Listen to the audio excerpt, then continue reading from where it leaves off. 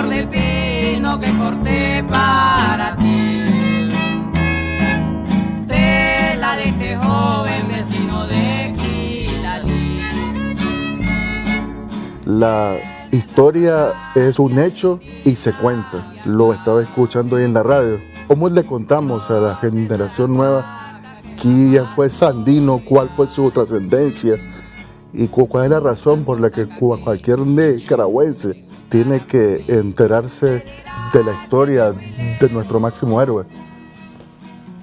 Dele, don Carlos. Bueno, mira, yo lo primero que te podría decir sobre eso es que la historia de Nicaragua no se concibe sin Sandino.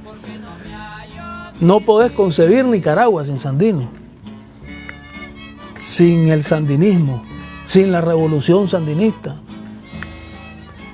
Y es por eso que la bandera azul y blanco no está completa sin la bandera roja y negra. Sandino es el prócer que le da a Nicaragua su identidad definitiva como nación. Un hombre que tenía un planteamiento de nación mucho más allá del concepto de soberanía. Es decir, Sandino no solo fue un patriota, sino un revolucionario.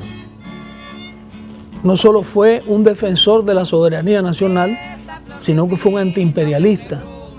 No solo fue un nacionalista, sino que fue un internacionalista. Fue un hombre con un pensamiento político bien claro, con una idea bien clara sobre la transformación social que Nicaragua necesitaba. ¿Ves? Entonces es un hombre con una visión completa sobre la construcción de la nación como tal, no solo la defensa de la soberanía de la nación. ¿Ves? Y de hecho es la primera expresión organizada de la lucha. El movimiento que él encabezó fue la primera expresión organizada de la lucha del pueblo nicaragüense en la defensa de sus intereses y de la soberanía de la nación al mismo tiempo, que son dos cosas que van muy vinculadas debido a que somos una nación que históricamente ha sido explotada, oprimida por una potencia extranjera que es el imperialismo norteamericano.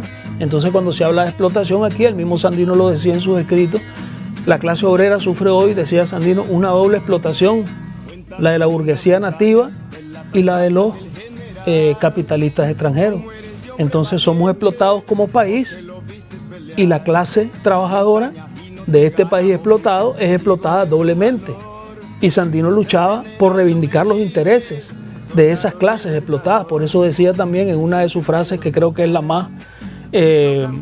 la que mejor expresa sus ideas, el contenido de su lucha, que es en la que dice: mi espada defenderá el decoro nacional y dará redención a los oprimidos. Ahí están las dos cosas, la defensa de la soberanía y la reivindicación social de las clases populares. Por nuestra patria y su libertad, vive el niquinomeño, el heroico general. Vivan los que lucharon por nuestra patria y su libertad.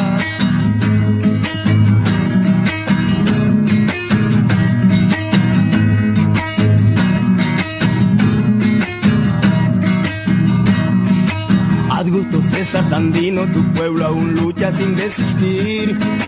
Aún se escucha en tus montañas el tabletear del fusil. Hombres, mujeres y niños luchan hinchidos de buena fe, cual valientes guerrilleros cumpliendo con su deber.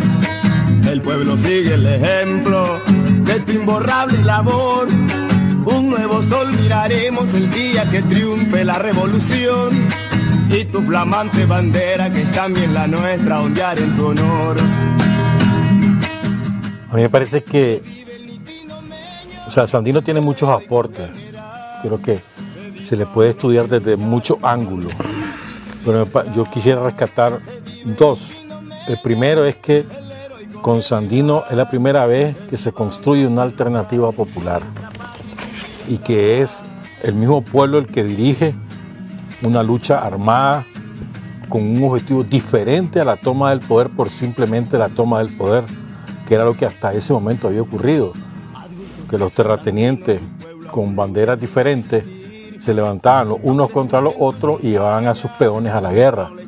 Sandino no, Sandino construye una alternativa desde el seno del pueblo, dirigida por él, que viene del seno del pueblo, y con un contenido diferente, antiimperialista, antiintervencionista y popular, para reivindicar, como decía Carlos, los derechos de la gente. O sea, primera vez en la historia de Nicaragua se construye una alternativa. De hecho, él parió el Frente Sandinista, y es el Frente Sandinista es la continuidad de la lucha sandino en tanto instrumento de la lucha popular, que Sandino es el precursor.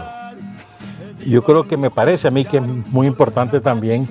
Bueno, y agrego a esta idea quienes constituían el ejército de Sandino, los desarrapados, los decaites, los indios, decían. Esos eran mineros, campesinos, analfabetas, que se educaron, como Pedro Altamirano, que se alfabetizaron en el ejército de Sandino y que incorporan ese sentimiento y esos intereses de clase a la lucha de Sandino. Sandino se enriquece doblemente por la propia lucha y también por sus propios soldados y generales. Yo quisiera aportar una cosa que es de carácter personal de Sandino. A mí me parece que es muy importante el aporte de Sandino como autodidacta. Ese hombre se formó a sí mismo. Claro, también viajando, también en el contacto con las luchas sindicales en México y en todos los países que visitó. Pero es fundamental que él se preocupó de su propia formación. Él no estudió primaria, pero después él leía y estudiaba. Ese hombre se conocía a Bolívar. ¿Cómo explicar que un hombre, un campesino nicaragüense, haya podido conocer a Bolívar en la dimensión que la conoció, que discutía de tú a tú con los bolivarianos que acudieron al ejército defensor de la soberanía nacional? ¿Cómo lo explica si no es por un espíritu autodidacta? Y además una inteligencia nata que le permite, con un arraigo, un sentimiento de clase que le permite interpretar además a Bolívar, no solamente leerlo por leerlo, sino también interpretarlo. Por eso es tan brillante el Supremo Sueño de Bolívar, ¿no? Que es un documento extenso de Sandino. O sea, creo que a mí me parece que es muy importante lo de autodidacta, porque hoy en día la moda es que a mí no me han dado estudios. Claro. Es que yo no he tenido oportunidad, hermano. Sandino no la tuvo. Y mírenlo. O sea, depende del empeño que uno le ponga, pues.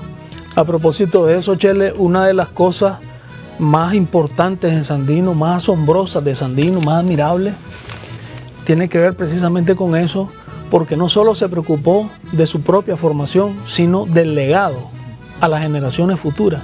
Es decir, es impresionante. A mí, o sea, yo nunca he terminado de asimilar cómo hizo ese hombre para escribir tanto. O sea, para dejarnos un legado escrito, una constancia escrita de su pensamiento, que además nos permite impedir la tergiversación de su lucha y de su significado y de su pensamiento. Es decir, él nos legó algo que es para nosotros una herramienta fundamental en la defensa del carácter revolucionario de la lucha que él libró. Entonces, era un visionario, pero además las condiciones difíciles, aparte de su poca formación académica, las condiciones en las que tuvo él que hacer eso, es decir, en la montaña, en la selva, en medio de esa lucha tan difícil, en aquella época en que era mucho más difícil escribir y divulgar lo que el internet era el telégrafo. Imagínate vos, es decir, entonces esa preocupación, es asombroso ese interés que él tuvo en dejar constancia de su pensamiento, de sus ideas. Pero además, Sandino tiene otros aportes, es un genio militar natural. O sea, ¿cómo te explicas que en esas condiciones que describías vos, con un armamento escuálido, mínimo, ¿verdad?, haya podido derrotar a los gringos en el terreno? O sea, no estamos hablando de que los derrotó políticamente, que eso ya está